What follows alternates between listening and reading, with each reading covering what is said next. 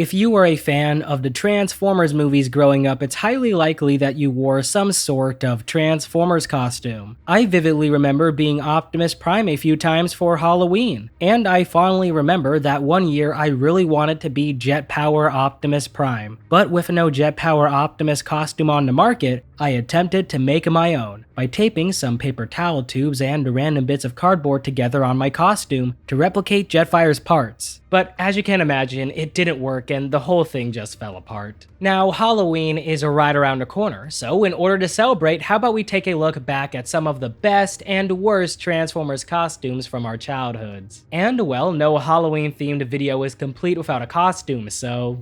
And yeah, there we go. And this mask is coming off. There's no way, it's a little hot actually, and the eyes kind of look a little creepy, but yeah, it was the best I had to work with for the skit. And if you're wondering why the costume looks 2 sizes too small, that's because it is, and I can't even close up the back on this thing. So yeah, that's enough of me talking, and how about we take a look at some of the best and worst Transformers costumes that the world has to offer us. All I ever wanted to be was an astronaut. What is that?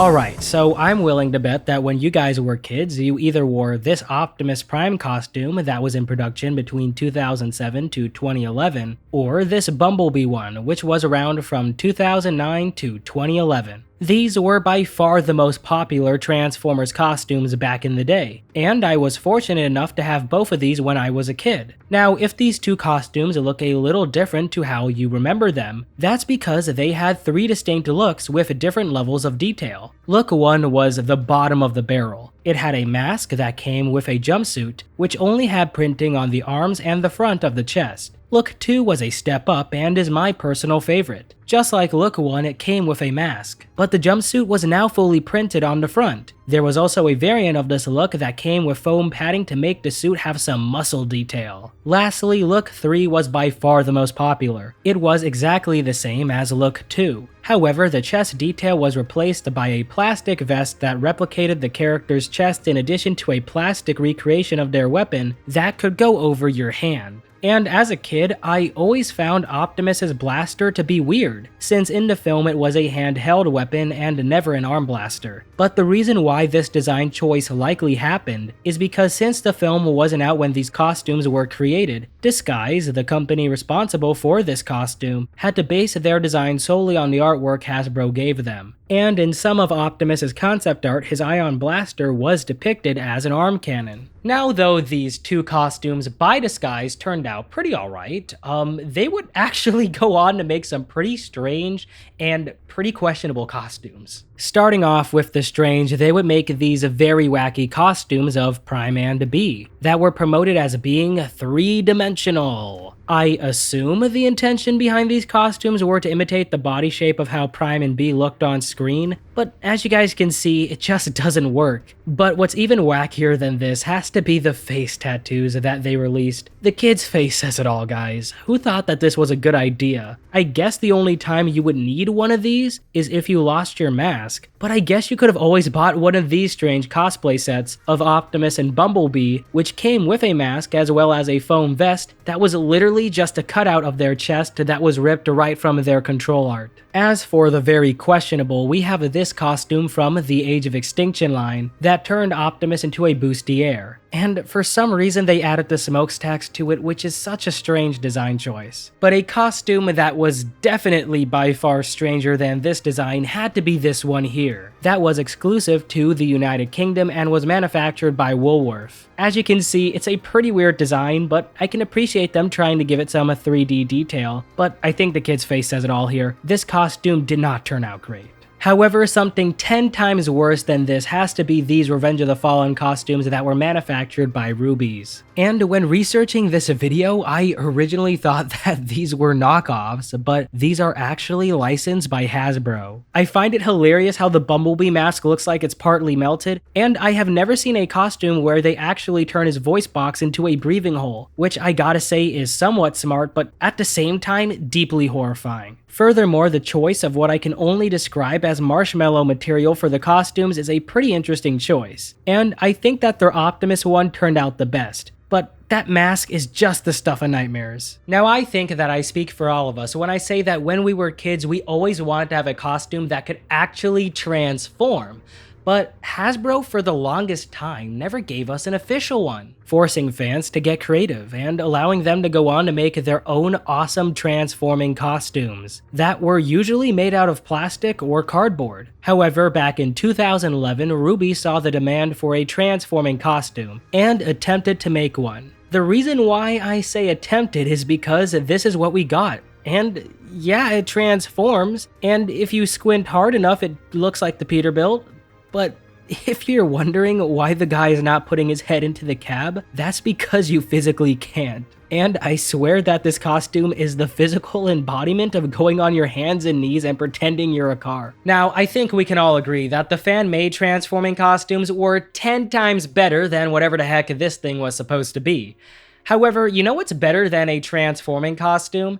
A transforming costume that can actually drive. And well, the most famous example of this would have to be Nolatron's transforming and driving Bumblebee costume. I mean, look at this thing. It's literally every Transformers fan's dream to have something like this. And if this costume looks familiar, that's because Nolatron would actually make a cameo in the Teenage Mutant Ninja Turtles Out of the Shadows movie. However, he would state that the voice that you hear coming from him isn't his. Now, another type of Transformers costume that fans totally dig are the ones that are hyper accurate to the CGI models. And Disguise would attempt to pander to this market by creating their theatrical Optimus Prime and Bumblebee costumes. These two costumes were only made for adults, and came with a helmet with light-up eyes that fully covered the wearer's head, a jumpsuit where you could attach some foam 3D bits for the shoulders, back, and the legs, plastic armor plates for the chest and hips, and some plastic armor for your arms. Now, when I was a kid and saw these for the first time, they blew apart my tiny brain. I mean, they were so cool,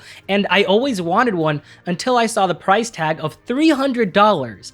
And that's when I knew I was never going to own one. And yeah, you heard me right. These bad boys back in 2011 were being sold for $300. And though they are outstandingly cool, they aren't really that accurate to the CGI models. Now, I can already hear some of you guys call me crazy, saying how are these not accurate? But allow me to be a bit of a nerd for a second. You see, out of these two, Optimus is the least accurate, and it all falls apart with his chest. His doors are too low, his sun visor is in the wrong position, these red parts should be much bigger, and for some reason they decided to give him flame detail on the hip armor, which is by far my biggest pet peeve when it comes to original trilogy Optimus Prime costumes. When it comes to Bumblebee, the only thing I can really dog points on would be that it's missing his collar armor, but the biggest sin that these two costumes have is their back detailing. Prime's is okay when compared to his CGI model, but Bumblebee is just laughable. I mean, his light should not even be that high, let alone one piece. Now, though these costumes are extremely cool, they aren't really that accurate, despite what their names imply. And no amount of dancing to royalty-free music is going to change my mind. Now, Disguise wouldn't be the only ones to attempt to make some hyper-accurate costumes, since Hasbro would throw their hat in the ring when making these costumes that were advertised as being the most movie accurate. And they definitely were, since Hasbro used artwork that was nearly identical to the CGI models to make these. Now, something very interesting here has to do with the Bumblebee costume. You see, despite the box art showing this image of what the costume looks like, the costume you actually got inside did not have a treat for you, and instead a trick, since the back detailing on every copy of the print for the legs was reversed, in turn ruining the screen accuracy that this costume was trying to promote itself as being. But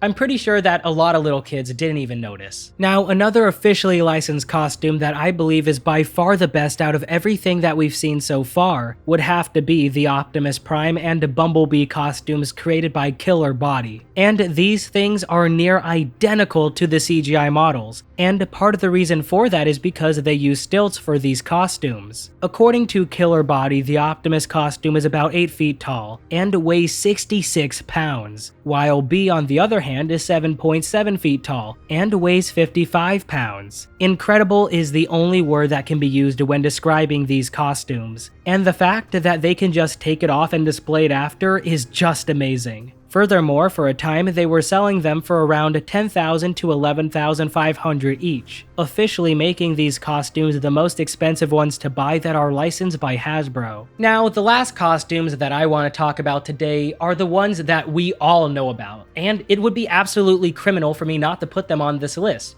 Those costumes, of course, being the ones at Universal Studios. The Optimus Prime, Bumblebee, and Megatron character costumes have been around for over a decade. These costumes have become iconic for millions of fans worldwide, due to the talented actors inside of them making these characters feel real. Especially the guy for Megatron. That dude deserves an Oscar for his work. And yeah, those were some of the best and worst Transformers costumes to date. I want to wish all of you guys watching a happy Halloween and stay safe trick-or-treating.